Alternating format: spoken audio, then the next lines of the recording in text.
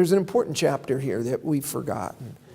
And it was the rocket ship that changed us from people that would have been happy just to live our lives quietly to the forefront. And that is when our friends began to die. You know, the thing about AIDS is it wasn't subtle, and it was quick.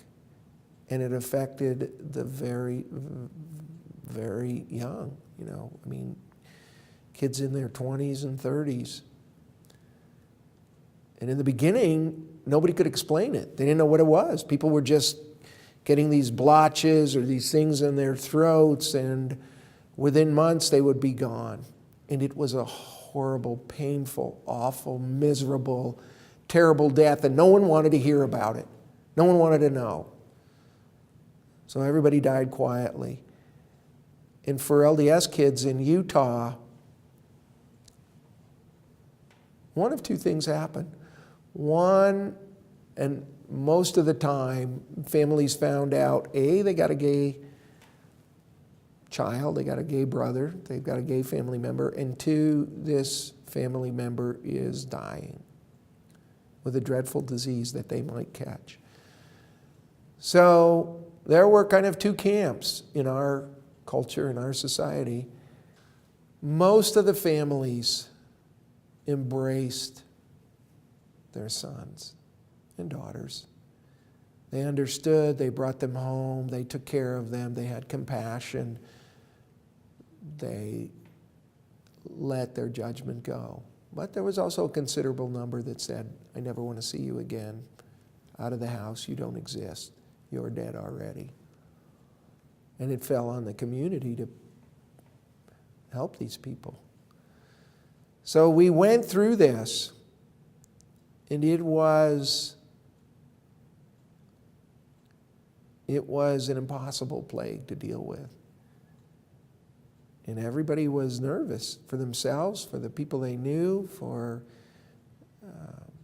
everybody. So this giant party, this giant exhilaration of finally being able to come out and have a life and be accepted and begin to see society, begin to understand LGBT people, was replaced with this giant cloud and plague.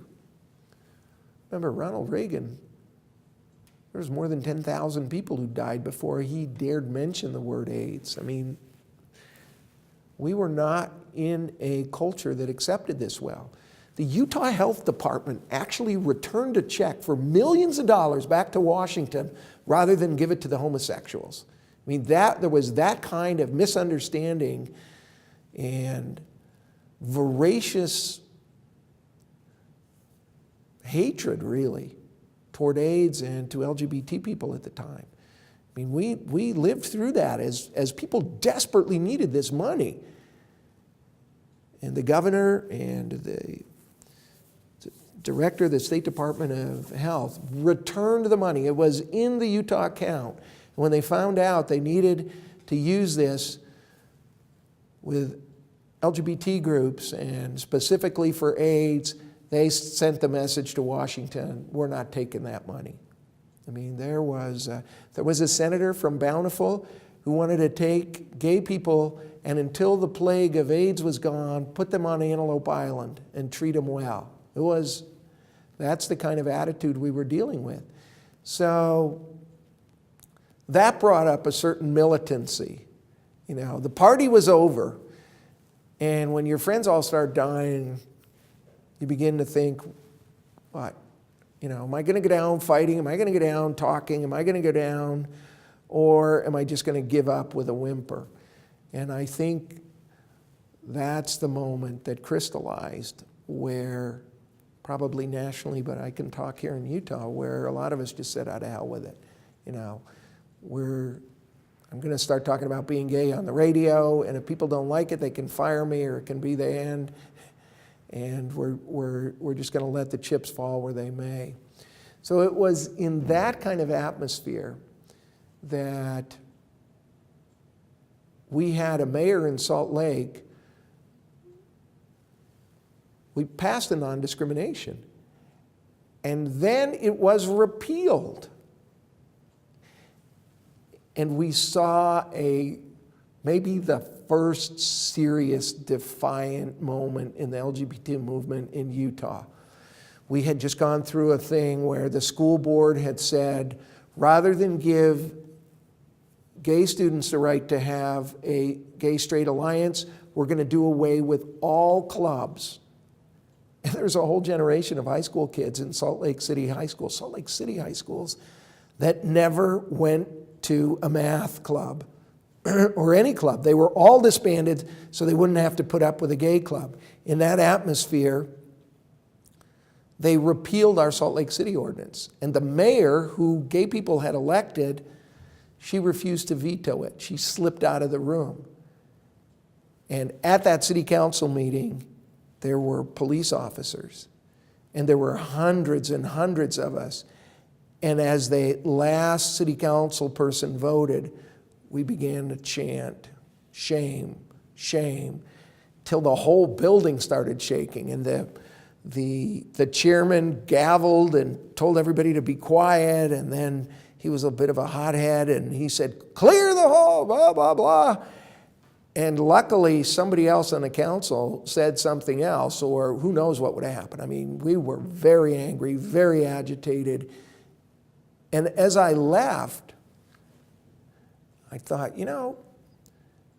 don't know about the rest of the state, but Salt Lake City is a place where gay people can and should have an impact. And you know what? They have none. There's no impact. We have no voice. So I got together with Doug Wortham and Michelle Turpin, and we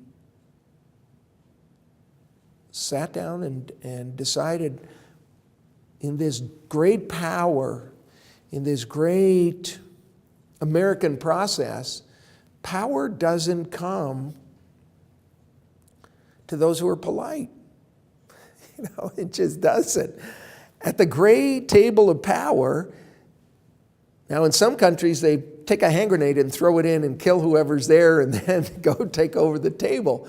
Not in America. What happens is you get organized, you identify your people, you collect money, you run candidates, and you force your way to that table of power. You elbow your way. Nobody ever said to the Irish at the turn of the century, here, Irish, come on, we're here. African Americans, we've been waiting for you, come on. Hispanics, come on, we're ready for you at the table of power. Women, oh yeah, baloney. You got to elbow and bite and kick and claw, and the way you do that is you organize and you raise money and you make a political stink. And so we created Equality Utah. And it was to do that. It was to send this message that politicians play around with us and there will be consequences. And you know what? I think it happened. I think we sent a message. And like a lot of organizations that I've been involved with beginning, as soon as I left, it soared.